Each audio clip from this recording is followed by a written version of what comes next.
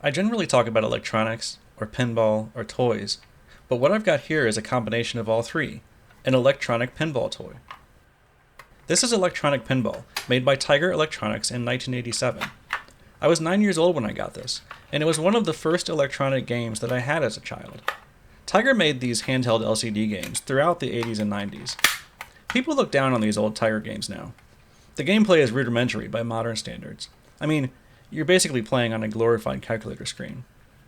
But the real reason these games get so much hate today is a bit more nuanced than that. Tiger made hundreds of LCD games, and almost all of them were based on a licensed video game, movie, or cartoon. Whatever you were into in the 90s, there was probably a crappy Tiger game for that. Tiger licensed all of these successful properties, but then they didn't do justice to the original source material. For kids that wanted the new Street Fighter II, you can imagine the disappointment if they expected this, but they got this.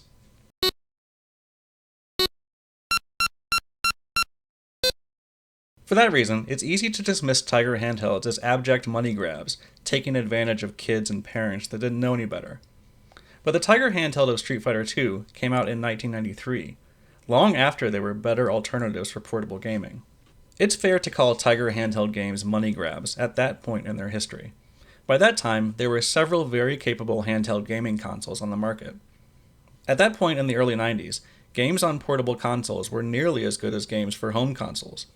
While most consoles were using dot matrix or color pixel displays that were capable of displaying modern graphics, Tiger continued to use simple LCD segments. And they stuck with that early 80s technology for over a decade past its prime. Tiger handhelds couldn't compare with the gameplay or graphics that all of the other consoles could provide. But that was in the early 90s. It's important to look at these Tiger handheld games in the historical context of when they were first introduced. Tiger Electronics had been producing handhelds since 1981, starting with a knockoff of the Game & Watch. But the prototypical Tiger handheld that we think of today debuted in 1987. That's when the first games from Tiger appeared on store shelves that we would recognize today as Tiger handhelds. The late 80s was a watershed moment in portable gaming. The Nintendo Game Boy hadn't been released yet, and there wasn't much choice for portable gaming. For the price, these Tiger handhelds were a leap forward from most other choices that kids had. In the late 70s and early 80s, there were mechanical games like this Tomy Pocket Arcade, or even skill squares that I've covered in a previous video. But most of these didn't offer much depth in gameplay. Electronic games were just beginning to appear, like this Mattel Baseball. But again, the gameplay was nearly as simple as the mechanical games that preceded them. They were very limited in what they could display, and it took some imagination to make any connection between the game's blinking red LEDs and what they were supposed to represent. LCD games completely revolutionized portable gaming. Compared to static LEDs, LCD elements opened up much more graphical potential. They were the first portable games to have graphics that actually looked like what they were supposed to represent, and that additional graphical ability opened up depth in the gameplay. With the new graphical ability, games could differentiate characters and give them varying behaviors, player characters could execute different moves and abilities, and different objects and scenery elements opened up the potential to progress through different environments and game modes. Nintendo did LCD games first with their wildly successful Game & Watch line. Compared to Tiger games, Nintendo Game & Watch games not only looked better, but were also more fun, at least in my opinion. But Tiger games were significantly cheaper and much more accessible. A Tiger game would cost you $10 in the toy aisle, whereas a Nintendo Game & Watch may cost 2 to 3 times as much from under the glass counter in the electronics department. My point is, during the mid to late 80s, Tiger handheld LCD games were actually one of the best choices for portable electronic gaming. They were using the newest technology, and they were significantly cheaper and more widely available than the alternatives. The market changed dramatically in 1989 with the introduction of the Nintendo Game Boy, but until then, Tiger handhelds were one of the best choices for handheld gaming. Even though they're looked down upon today, they were pretty important to handheld gaming at the time that they were introduced. So let's take a look at one of those first handhelds that Tiger released, Electronic Pinball. This is Electronic Pinball. It was produced by Tiger Electronics in 1987, and it was one of the first handheld games that Tiger made that looked like this, with the iconic Tiger handheld shape. Tiger would continue making games that looked like this for over 10 years, but it started here in 1987 with this game. Like so many Tiger handhelds after it, Electronic Pinball has a small LCD screen in the middle, a row of 4 rubber buttons below the screen, and thumb controls on the left and right side. Tiger customized those left and right side controls for every game, but they're pretty simple here. You've just got a button on the left for the left flipper, and a button on the right for the right flipper. Tiger customized the 4 rubber buttons below the screen for each game too. Generally they're used to turn the game on and off, mute the sound, and adjust game settings, but one of the buttons is special on Electronic Pinball. There's a button dedicated to launching the ball. Along with those 4 buttons, there's also a small hole labeled ACL. You have to use a small pointy object to press that button, and if you do press it, the game resets and all of the LCD segments light up. I had to do some digging to figure out what ACL actually stands for. It comes from the Sharp SM510 4-bit microcontroller LCD driver chip that so many LCD handhelds were based on. Pin 6 of the chip is called ACL, and it stands for Auto Clear. The manual states that you may need to press this button if the game does not function correctly after replacing the batteries. I don't remember ever having to do that, but I did press it sometimes just to see all the LCD segments light up. Before starting the game, you can use the left flipper button to change the number of players between 1 and 2. You get 5 balls per game per player. If 2 players are playing, unlike real pinball, the first player plays all 5 balls before the second player plays their 5 balls. At the end of the second player's game, both players' scores are displayed. It would be more fun to compete if players alternated with each ball, like on a real pinball machine. Before starting, you can also use the right flipper button to change the level between 1 and 5. As far as I can tell, the rules and gameplay are the same for each of the 5 levels. The only thing that changes is the speed of the ball. After selecting the number of players and the level, press Start On to start the game. The game remembers the high score and displays it momentarily before the game starts. After the score display resets to 0, press Ball to launch the ball. Unlike real pinball, you can't control how hard you launch the ball. Pressing the ball button shorter or longer doesn't change how far the ball goes or how fast it goes. During gameplay, the 2 flipper buttons control the 2 flippers.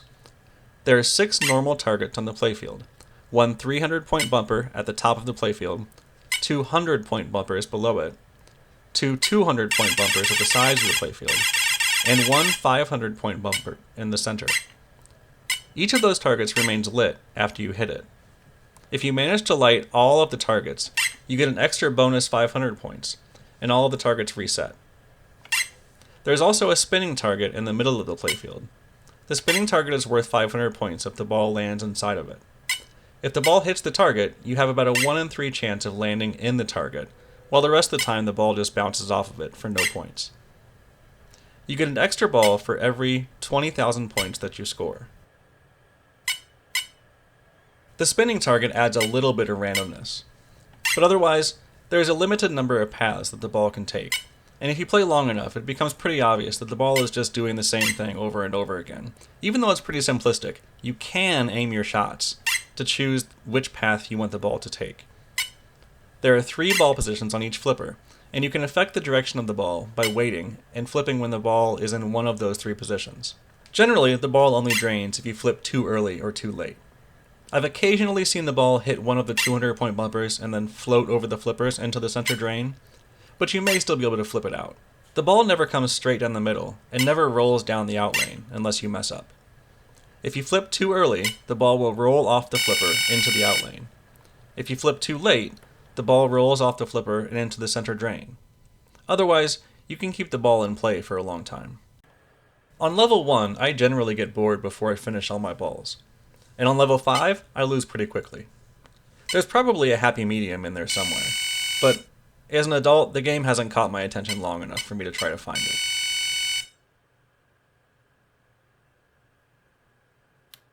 There are at least 2 different versions of Electronic Pinball. There's the original blue plastic version from 1987 that I have here. Then Tiger re-released the same game as Super Arcade Pinball in 1994. That's a white plastic version with brighter colors that came in a blister package. Even though they changed the name and changed the artwork, Super Arcade Pinball is still the same electronic pinball that they sold 7 years prior. In fact, you can still see the remnants of the old color scheme and old artwork on the playfield of the new version. The original electronic pinball was repackaged in a blister pack in 1989, just a year or two after its first release. This packaging increased the marketability of Tiger handhelds by allowing them to be sold on pegs in the toy aisle, as opposed to the boxed packaging of the original 1987 release that I have here. The gameplay I've been showing has all been on this game, but this box actually contains an unplayed version of the game. So let's take a look at what's inside this original 1987 packaging. I was trying to find out what that catalog number was referencing, or what store it was sold in. I thought maybe it was a Radio Shack number, but the -49 isn't the catalog code for electronic games at Radio Shack. So it wasn't a Radio Shack number, so I don't know where that catalog number came from. So inside the package we've got a manual,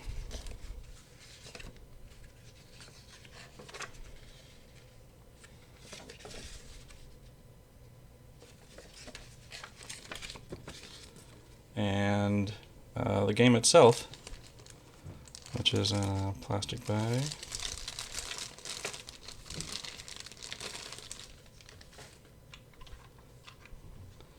And like I said, this game is unplayed.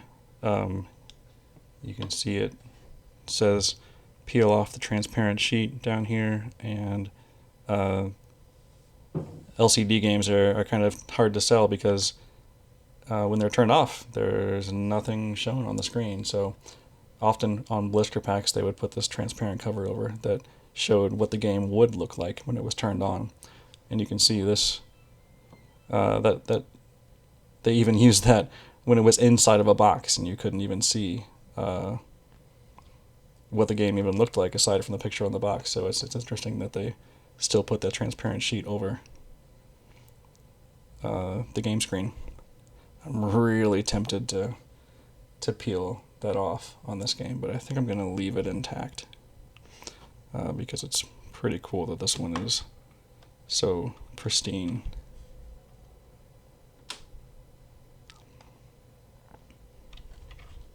Yeah, so unplayed copy of Electronic Pinball. I remember really enjoying this game when I first got it in the late 80s. It was the best portable representation of pinball that I had seen, and I played it a lot. Enough that I remember my dad telling me to turn the sound off. I liked pinball at that age, but I wasn't very good at it, so I lost my quarter pretty quickly, and quarters were pretty hard to come by, so I ended up not playing real pinball that much. This Tiger electronic pinball kept my interest in pinball alive until I got older and got better, or at least got my own quarters.